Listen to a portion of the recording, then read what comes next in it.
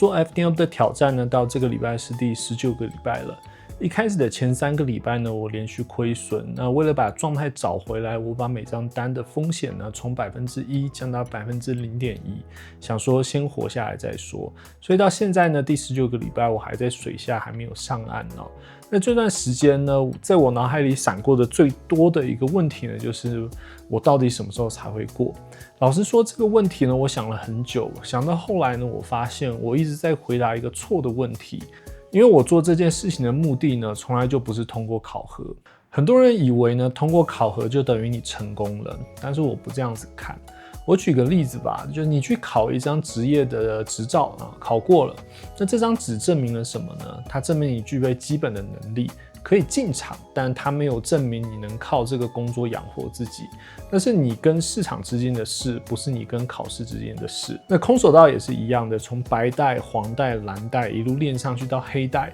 那大部分人以為黑帶就是終點了，那你拿到黑帶，你就是高手了。但是在傳統的空手道裡面呢，不是這樣子的。黑帶只是你武術旅程的開始，它不是結束，它不是終點，它只是一個開始。所以當你通过考核拿到那個賬號的時候呢，那不是終點，那也是一個開始。但是很多人不是這樣做的。怎麼講呢？就是說是通過考核，就是一個對你自己一個證明，就是說哦，你的這一個系統是 OK 的，是可以在這個市場上生存的。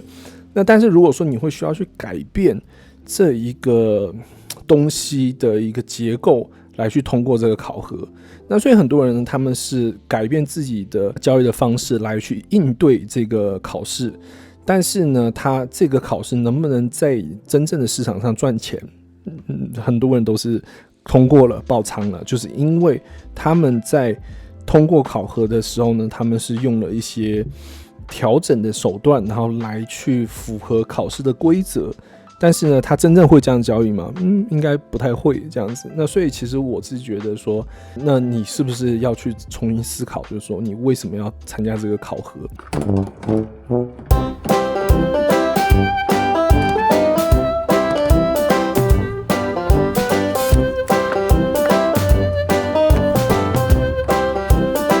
有點像，我覺得是有點像是那種亞洲小孩他們成長的過程會有這樣子的一個問題。為什麼我們考試？因為我們要拿個好成績。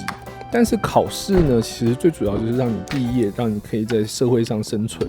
但是呢，就是亞洲教育很多東西呢，他們都其實是只是教你怎麼樣考試拿高分，他們就只是為了考試而考試。那這個呢，就只能證明說哦，你很會讀書，但是呢，沒有辦法證明說你很會做事。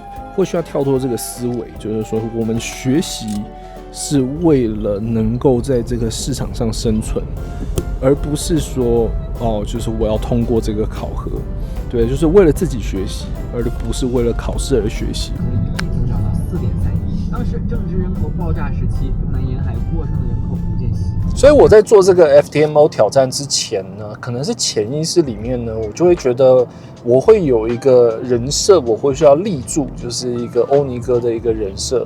那因為我在網絡上教人家交易的一些知識嘛，那所以呢，我就會覺得說，我會需要是一個交易大神，然後我不能出錯，我不能止損。但是呢，交易呢其實就是自己跟自己的對話。你可以在網絡上把自己塑造成好像就是这個千章不敗的那種感覺。那但是到頭來呢，你自己是怎麼樣子的，只有你自己知道。那所以呢，就是我在這個禮拜呢，就是第3張單虧損了。那所以呢，我選擇跟大家分享，對不對？那其實呢，我大可以就是把這張單從我的這個圖表上取消掉，沒有人會知道。那雖然呢，這歐尼哥的人設有立住了，那但是呢，就是我還是卡在這個人設裡面，我沒有進步。那所以我把這個挑戰呢，在網絡上攤開來講啊，所有人都可以看到我的連續虧損，所有人都可以看到我的情緒崩潰。那會不會有人講說，歐尼哥，那你就是只會講，不懂交易？那可能你在看這個影片的時候，就會有這樣子的想法跟這種聲音。那但是我想說，就是我交易呢，不是想要讓人家看就是我有多厲害。那我想做的事情呢，是真實的面對自己，然後把這個過程呢記錄在網絡上。交易這種東西呢，其實蠻結果論的，就是說是你通過了考核，你出金了，你這個獲利了，那我們都是以結果為導向來去判斷這個交易者是不是一個好的交易者。那但是呢，就是我聽過一個人他說蠻好，他說 process over outcome， 就是過程大於結果。那所以很多时候呢，就是我們一直想要得到這個結果，但是呢，這個過程是怎麼樣，我們沒有去看。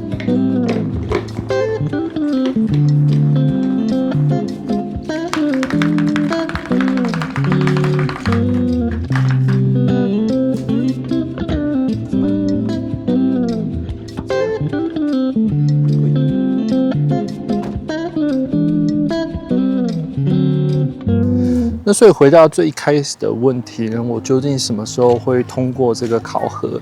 那說實話，其實我也不知道。那我也不能保證說未來我的心態一定不會炸，因為我剛開始考核的時候炸過一次嘛。那我很清楚知道我不是什麼交易大神，我只是一個普通人，試着在這個市場中活下去。但是我有一件事情是可以肯定的，就是不管這一次的考核結果如何，有過沒過，那我還是會繼續在這個交易的市場裡面精進自己。